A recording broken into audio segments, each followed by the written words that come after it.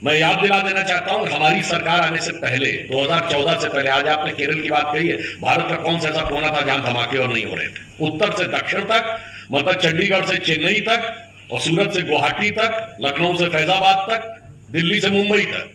आज वो सारी चीजें नियंत्रित हुई हैं, परंतु ये इस कीमत पर भी राजनीति करने को तैयार हैं। ये मोहब्बत की दुकान की असली तस्वीर ये है।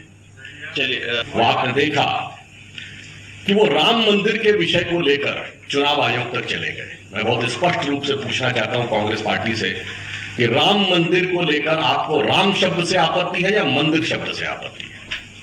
यदि राम शब्द से आपत्ति है तो महात्मा गांधी की समाधि पर राम लिखा हुआ है, कांग्रेस कहे कि वो सांप्रदायिक है। यदि मंदिर से आपत्ति है तो सबसे ज्यादा चुनावी मौसम में मंदिर जाते हुए आपने कांग्रेस के नेताओं को ही देखा होगा। तो जब राम से आपत्ति नहीं, मंदिर से आपत्ति नहीं, तो फिर राम और मंदिर मिल जाए तो आपत्ति है। और शायद इसलिए भी हो सकती है कि अयोध्या में भव्य राम मंदिर के उद्घाटन से पहले की ये अंतिम दीपावली है। अगली दीपावली में श्री रामलला पूरे भव्यता और दिव्यता के साथ विद्यमान होंगे। तो जिन लोगों ने सदा सर्वदा जमीन आसमान एक करके रखा कि भव्य राम मंदिर का निर्माण न होने पाए, हो सकता है उनके दिल में जो होली जल रही हो उसकी आंच ठंडी ना पड़ पा रही। इस इंडी गठबंधन में वो समाजवादी पार्टी भी शामिल है, जिसके नेता ने कहा था कि हम इससे ज्यादा और क्या कर सकते थे कि मैंने 16 हिंदू मरवा दिए थे, ये वर्ड है मुलायम सिंह का, और 40 भी मर जाते तो कम नहीं था। वैसे 16 की संख्या उचित नहीं थी, मगर उस समय की उस सरकार ने 16 ही स्वीकार किया था। देखिए, रैली का आयोजन केरल में हुआ है, law and order state subject है। हाँ, अब जब इस बात का तथ्य प्रकाश में आया है तो इस बात की जांच पूरी सतर्कता के साथ केंद्रीय एजेंसी करेंगी कि जो संबोधन है वो लाइव था या रिकॉर्डेड था। अगर रिकॉर्डेड था तो किसने उसको पाने की कोशिश की। मगर फिर मैं कह रहा हूं, ये आइसोलेशन में नहीं है। सीडब्ल्यूसी ने जो प्रस्ताव पारित किया उसमें हमास का नाम ही नहीं लिया। अभी प्रियंका गांधी का कल का ट्वीट है, हमास का नाम ही नहीं है। मतलब स्थिति यह है कि एक समुदाय को तो फिलिस्तीन तक जोड़े रहो और दूसरे समुदाय को उत्तर दक्षिण में तोड़े रहो, तमिल हिंदी में तोड़े रहो, अगड़े पिछड़े में तोड़े रहो। पूरी सोच चल रही है पिछले कुछ महीनों से कि अगर एक कॉन्फ्रेंस होती है इरेडिकेशन ऑफ सनातन धर्म, यानी हिंदी में कहेंगे सनातन धर्म का समूल नाश। और कल क्या हुआ?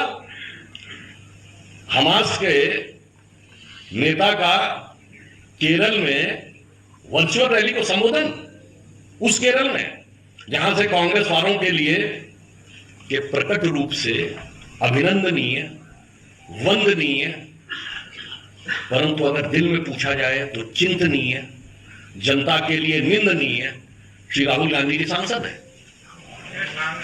तो मैं ये पूछना चाहता हूं कि श्री राहुल गांधी जी बताएं, और वहां पर ये तथाकथित इंडी गठबंधन की सरकार है, तो ये भी ये बताए कि इस विषय पे आपका क्या कहना है। ये सारी चीजें आइसोलेशन में नहीं है। जुड़ेगा भारत, जीतेगा इंडिया। आज क्या हो गया? जुड़ेगा कट्टरपंथी, जीतेगा हमास। ये चीज और श्री राम मंदिर का विरोध और दिल से ये शब्द निकलना कांग्रेस के मीडिया समूह के विभाग के प्रमुख के द्वारा, और उसके बाद उसके ऊपर निर्लज्जता से खड़े रहना, मुझे लगता है इसके बाद बहुत साफ हो गया है कि कांग्रेस के पास न विकास के मुद्दे पे बात करने के लिए है, न जन कल्याण के मुद्दे पे बात करने के लिए है। इसलिए वो अपनी पुरानी स्टाइल के ऊपर आ जाते हैं कि सांप्रदायिक मुद्दे के आधार के ऊपर। पिछले चुनावों में आपको याद है कमलनाथ जी का एक वीडियो कि हमें 100% वोट चाहिए, ध्यान होगा आपको ना, तब वीडियो सामने आ गया था। अब भी वही रणनीति चल रही है।